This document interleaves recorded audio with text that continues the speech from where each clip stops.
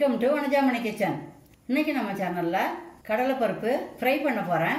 அதுக்காக 200 கிராம் கடலைப்பருப்பு எடுத்து 8 மணி நேரம் ஊற வச்சு வடிகட்டி எடுத்து வச்சுருக்கேன்.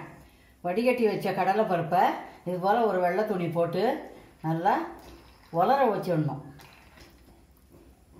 நல்லா உலர வச்சுட்டு இப்படி கையில் எடுத்தால் தண்ணி வரக்கூடாது. அதுபோல் நல்லா உலர வைக்கணும். உலர வச்சுட்டு தான் வறுக்கணும். கடலைப்பருப்பு வறுத்து அதுக்கு சேர்க்க வேண்டிய பொருளை பார்க்கலாம். இதுபோல் கொஞ்சம் கூட ஈரம் இல்லாத உலர வச்சு எடுத்துக்கிட்டேன். இப்போ ஃப்ரை பண்ணலாம். கடலைப்பருப்பு ஃப்ரை செய்ய தேவையான பொருட்கள்: கொஞ்சம் உப்பு, கொஞ்சம் பெருங்காயப்பொடி, 1 டீஸ்பூன் காஷ்மீர் மிளகாத்தூள், கொஞ்சம் மஞ்சள் தூள், 10 பல்லு பூண்டு தட்டி வச்சுருக்கேன் தோலோட, கொஞ்சம் கருவேப்பிலை. இப்போ கடலைப்பருப்பு எப்படி வறுக்கிறதுன்னு பார்க்கலாம். கடலைப்பருப்பு ஃப்ரை செய்ய ஸ்டவ் ஏற்றிட்டேன். வானலில் எண்ணெய் காயுது. இப்போ கடலைப்பருப்பு ஒரு 2 ஸ்பூன் போட்டுக்கலாம். கொஞ்சம் கொஞ்சமாக போட்டு வறுக்கணும். 1 நிமிஷம் கழித்து திருப்பி விடலாம். தீயை மீடியம் ஃப்ளேமில் தான் வைக்கணும். பபிள்ஸ் அடங்கின பிறகு தான் எடுக்கணும். இதுபோல் கடலைப்பருப்பு ஃப்ரை கடையில் தான் வாங்கி சாப்பிடுவோம். அதுக்கு முன்னாலெல்லாம் இப்போ வீட்டிலேயே செய்து சாப்பிட்லாம்.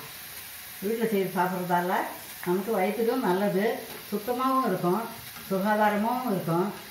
மீடியம் ஃப்ளேம்லேயே வச்சு நிதானமாக வேகட்டும். வெந்ததும் பருப்பெல்லாம் கொஞ்சம் மேலே எழும்பி வரும். அதான் இதுக்கு பதம். நம்ம கொஞ்சம் நேரம் வறுபடணும். கொஞ்சம் கொஞ்சமாக மேலே வருது பாருங்கள். பபிள்ஸும் குறையுது, பருப்பும் கொஞ்சம் மேலே எழும்பி வருது. எல்லா பருப்பும் மேலே வந்ததும் எடுத்துடலாம். பபிள்ஸ் அடங்கிடுது, எல்லா பருப்பும் மேலே வந்துடுது. இதுதான் இதுக்கு பதம். இப்போ எடுத்துடலாம். இதுபோல் நம்ம வறுத்து வச்சு 1 வாரம் வச்சுருந்து சாப்பிட்லாம். முறுமுறுப்பு குறையாமல் இருக்கும். கடலைப்பருப்பு பொன்னிறமாக வறுத்தாச்சு. இதுதான் இதுக்கு பதம். பாருங்கள், சத்தம் கேட்குது. இப்போ இதை எடுத்து ஒரு பவுலில் ட்ரான்ஸ்ஃபர் பண்ணிக்கலாம். சத்தம் கேட்குது பாருங்கள்.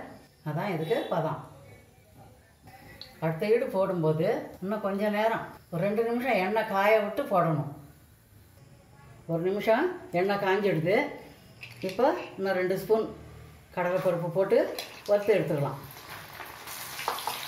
இதுபோல் கொஞ்சம் கொஞ்சமாக தான் போட்டு வறுத்து எடுக்கணும்.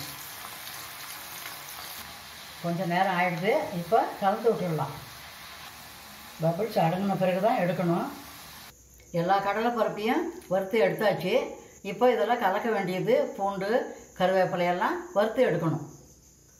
இப்போ 20 பல்லு பூண்டு தோலோடு தட்டி வச்சுருக்கேன். அதை வறுத்து எடுத்துக்கலாம்.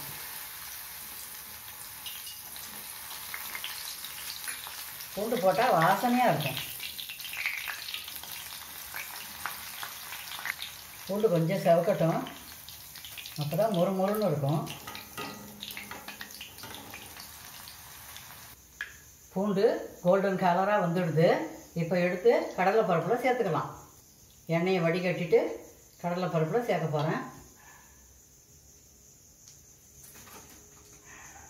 இப்போ 3 கொத்து கருவேப்பிலை உருவி வச்சுருக்கேன். அதை வறுத்துக்கலாம்.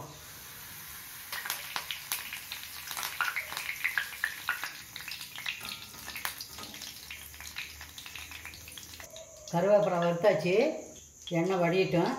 அதையும் கடலைப்பருப்பில் சேர்த்துக்கலாம். இப்போ கடலைப்பருப்பில் கொஞ்சம் உப்பு சேர்த்துக்கலாம். இப்போ கொஞ்சம் பெருங்காயப்பொடி, மஞ்சள் தூள் கொஞ்சம் சேர்த்துக்கலாம். அப்போ தான் கலர் அழகாக இருக்கும். எல்லாத்தையும் சேர்த்து ஒரு கிளறிக்குவோம். கிளறின பிறகு இப்போ கொஞ்சம் காஷ்மீர் மிளகாத்தூள் கொஞ்சம் கொஞ்சமாக சேர்த்து கலக்கலாம். நமக்கு தேவையான அளவு எவ்வளோ காரம் வேணுமோ அந்த காரத்துக்கு தகுந்த மாதிரி காஷ்மீர் மிளகாத்தூள் போட்டு கலந்துக்கலாம். இந்த கடலைப்பருப்பு வறுத்தது சின்ன பிள்ளைங்கள்லேருந்து பெரியவங்க வரைக்கும் விரும்பி சாப்பிடுவாங்க. இதை ஏர்டைட் கண்டெய்னரில் போட்டு வச்சுன்னா 1 வாரம் வரைக்கும் கெடாமல் இருக்கும். பசங்க ஸ்கூல் விட்டு வந்ததும் ஒரு கப்பில் போட்டு ஸ்பூன் போட்டு கொடுத்தா சந்தோஷமாக சாப்பிடுவாங்க. இந்த வீடியோ உங்களுக்கு பிடிச்சிருந்தா லைக் பண்ணுங்கள், கமெண்ட் பண்ணுங்கள், உங்கள் ஃப்ரெண்ட்ஸுக்கெல்லாம் ஷேர் பண்ணுங்கள். தேங்க்யூ.